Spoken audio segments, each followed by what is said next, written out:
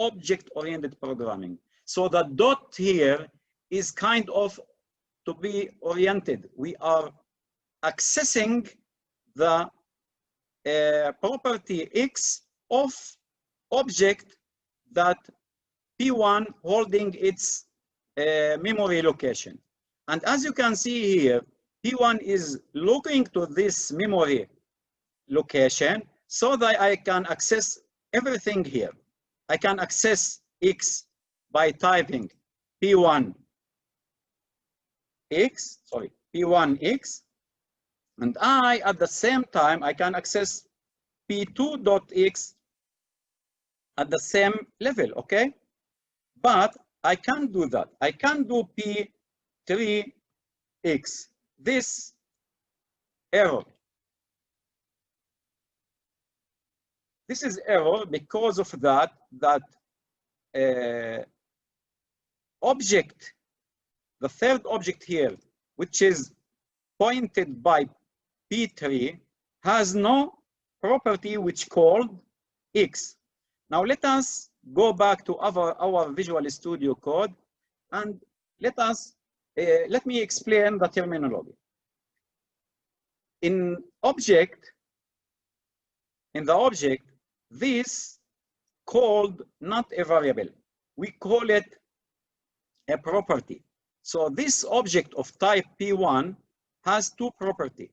The first property is X, the second property is Y.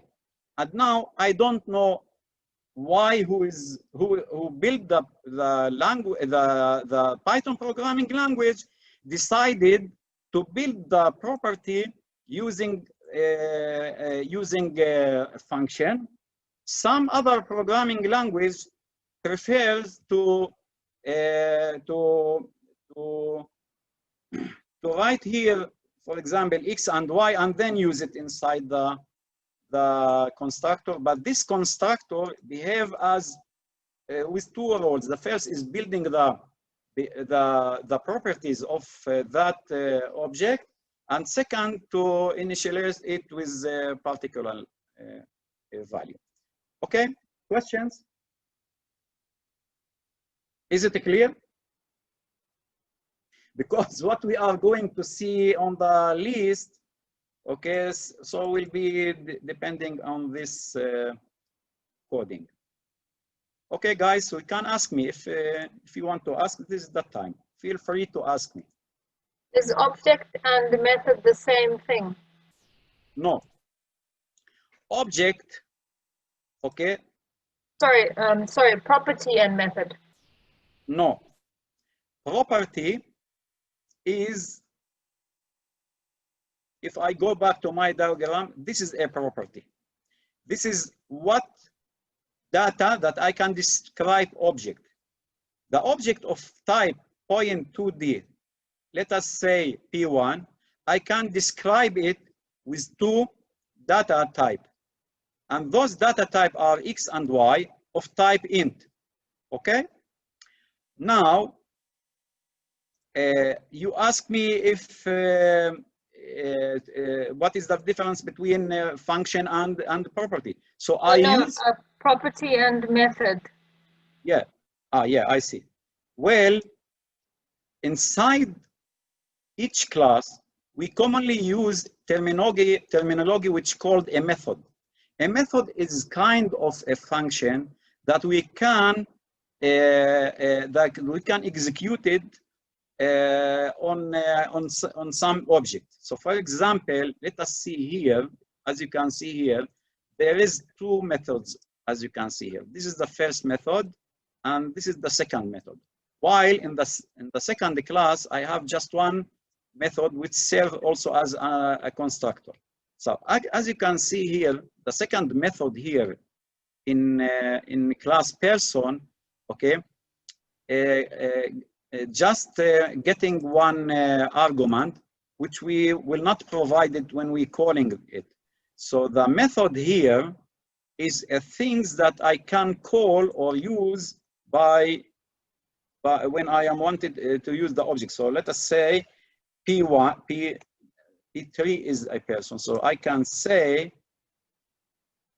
P tree dot display. Okay, and I will not pass, sorry. So I will not pass an object here of type self. I will not pass here any value of type self, because self here is the object or the variable who calling the display. So for example, now I can't type display without its object, okay? So this is the variable that holds the object. In simple way, you can call it the object. And this is the method. Now, this is the object that holds two variables. He is looking at two variables of type name and ID number. And the method here help me to display, okay, those data. So if I run now, for example, let me comment this, and let me write this code. So we will get so as you can see, we got here an error because a display is not defined. But as you can see, display is defined here, okay? But because display is belong to some object related to class person, so in order to run the display, in order to invoke, okay, the display method, I will need an object. And now, if I comment this out and run again, let me clear here and if I run it again, as you can see here, so the output is one time this, because of this instruction, and the second time, let me, you know what? Let me, yeah, I understand what you mean. I understand the difference. Thank you. Yeah.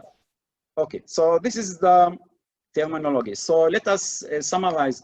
A method is a way to work with the object data, and the properties are variables that belong to some object. Now, as you can see, I couldn't say that this property name of type string is a property of a class. That's not right. This is a property of object that is instantiated using this class, which called person. Now, at the same way, I can write, okay, other method.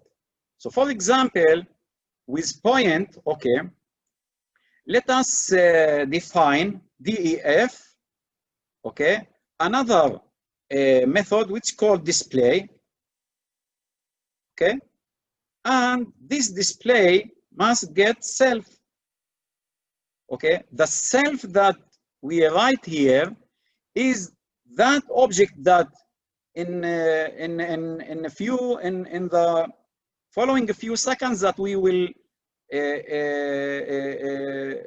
be sent the value of P1 or P2, okay? So now I can print, okay, self.x, okay? And I can print also self.y.